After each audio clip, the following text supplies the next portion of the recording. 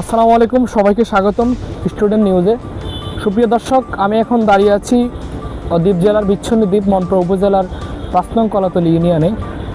আমি এখন দাঁড়িয়ে আছি কলাতলী কমিউনিটি ক্লিনিকের সামনে। আমার পিছনে যে কমিউনিটি সেন্টারটি আপনি দেখতে পাচ্ছেন, এটা হচ্ছে কলাতলীর মধ্যে একমাত্র সেবাকেন্দ্র। এখন বেলা যদি বাজে প্রায় 10টার কাছাকাছি, এখনও পর্যন্ত কিন্তু এই ক্লিনিক বন্ধ রয়েছে। যখন 12টার সময় মন্ট্রা থেকে ডাক্তার ট্রলারের মাধ্যমে এখানে এসে উনি আবার 3টার ট্রলারে এখান থেকে বাড়িতে ফিরে যান, অর্থাৎ বাকি সময়টুকু এই সেবা কিন্তু বন্ধই থাকে। আর আরেকটি দুঃখের বিষয় সেটা হচ্ছে যে আমার কলাতলীতে একটি মাত্র শয্যাশায়িত হাসপাতাল নাই, এমন এমবিবিএস কোনো ডাক্তার অথবা নার্স নাই, যার কারণে অসংখ্য মৃত্যু, অসংখ্য গর্ভধানীর মা বোনেরা সদরে যেতে যেতে প্রতিমধ্যে মারা গেছে।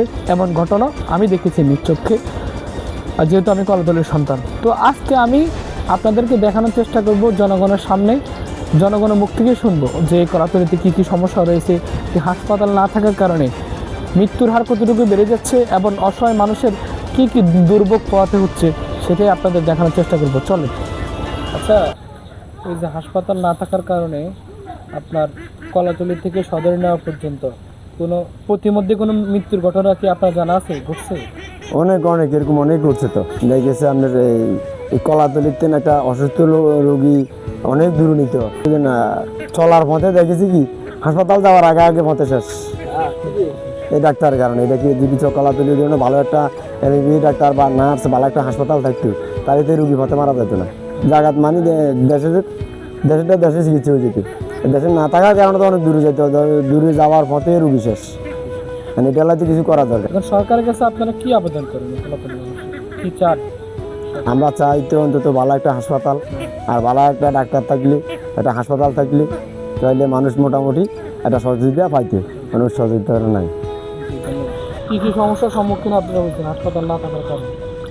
সমস্যার কারণে আমার বাপের চিকিৎসা চালাইতে পারি না, আর ফল একটা প্রতিবন্ধী চিকিৎসা চালাইতে পারি না, নিজেরা অসুস্থ হলে যাইতে পারি না হাসপাতালের লাই। সরকারের কাছে কি আবেদন আছে? সরকারের দ্বারা আবেদন হয়েছে একটা কলাতলী একটা হাসপাতালের দরকার। আমরা তো বহুত দূরে, অত বলা যাইতো, সময় যাবো ঢাকা যাইতো, অত বরিশাল যাইতো, কিনলে অনেক সময়তে টাকা পয়সার অভাবে অনেকে যাইতে পারে না। আচ্ছা, এই চরে কত মানুষ আছে প্রায় লাখের উপরে তো সেদাই গেছে। চর মিলে, ডাল চর, কাজি চর মিলে তো বহুত লোক। কিছু নাই তো এই চরটার মধ্যে হসপিটাল কোনো রকম ছোটোখাটো একখান যা আছে, ওষুধ আয়ে না, ওষুধ নাই। অনেক মানুষ সিরিয়াল দিয়ে বইতে, ডাক্তার নাই। এই যে ডাক্তার না থাকার কারণে, বিবিধ ডাক্তার না থাকার কারণে, নার্স না থাকার কারণে, হাসপাতাল না থাকার কারণে কি কি ঘটনা ঘটছে আপনার কি কোনো জানা আছে?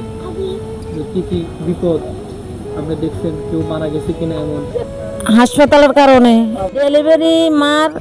ডেলিভারি হলে কোনো একটা ডাক্তার পাওয়া যায় না, স্বাস্থ্য সেবা কেউ দিতে পারে না, দাঁড়ি হলে কোনো ডাক্তার পাওয়া যায় না, চিকিৎসার অভাবে মারা যায়, পানি হলে বাচ্চা মারা যায়, কোনো ডাক্তার পাওয়া যায় না।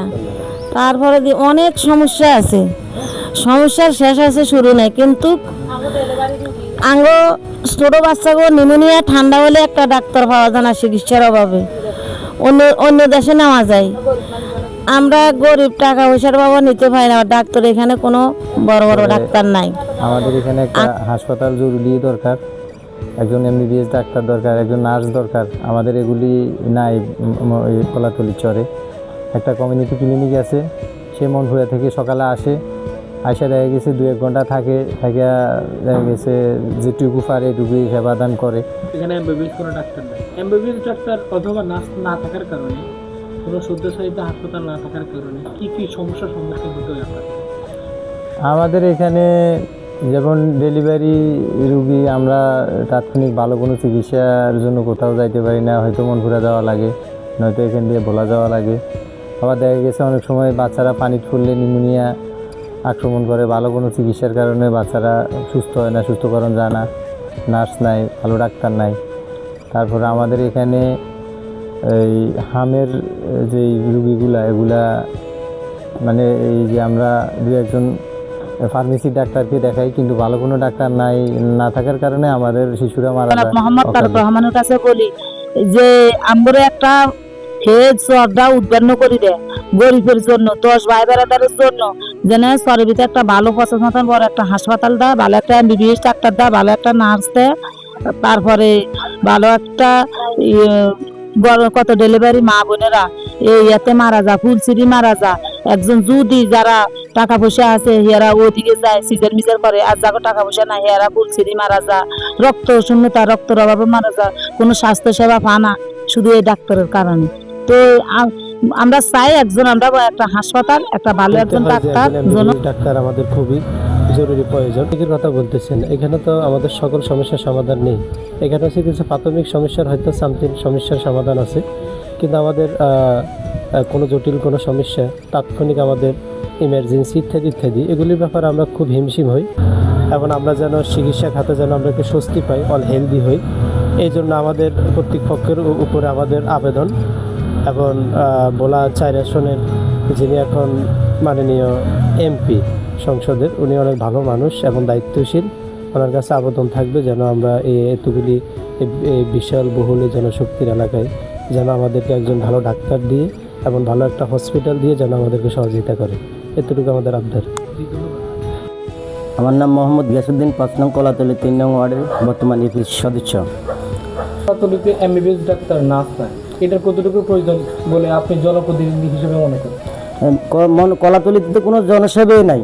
তো আমাদের সরকারের কাছে আবেদন, যেহেতু মানে MBBS ডাক্তারের তো খুবই প্রয়োজন। ডাক্তারের চিকিৎসার অভাবে তো মা বোনদেরকে বা এবং পুরুষ বা এবং শিশু বাচ্চাদের মানে অকাল মৃত্যু হয়। কত সরকার এলে গেল, কিন্তু ভাগ্য পরিবর্তন হয়নি কলাতলীর এই হতভাগা জনগণের। একের পর এক সমস্যার সম্মুখীন হচ্ছেই, বেড়িবাঁধ নেই, জলাশয়ের কারণে, চিকিৎসার কারণে অভাবে মরছে তারা। সুপ্রিয় দর্শক, এতক্ষণ পর্যন্ত আপনারা তো শুনলেন যে কলাতলী মানুষের বর্তমান কি দুর্ভোগে তারা পোহাচ্ছে। একটি হাসপাতালের অভাবে, একটি MBBS ডাক্তার অথবা একটি নার্সের পরামর্শের অভাবে অকাল মৃত্যুতে ঝরে যাচ্ছে হাজারো মা বোনের জীবন, এবং অনেক শিশুরা পানিতে পড়ে নিউমোনিয়াতে আক্রান্ত হয়ে মৃত্যুবরণ করছে। তো সরকারের কাছে তাদের একটাই আবেদন, এই কলাতলীর যেন একটি হাসপাতাল হয়, চিকিৎসা যেন তারা পায়। চিকিৎসা পাওয়া এটা তো তাদের মৌলিক অধিকার থেকে তারা যেন বঞ্চিত না হয়।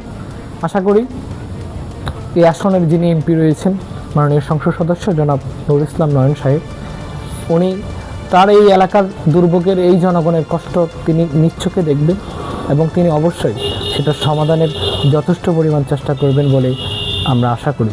তো সাথেই থাকুন স্টুডেন্ট নিউজের। ধন্যবাদ সবাইকে। আসসালামু আলাইকুম।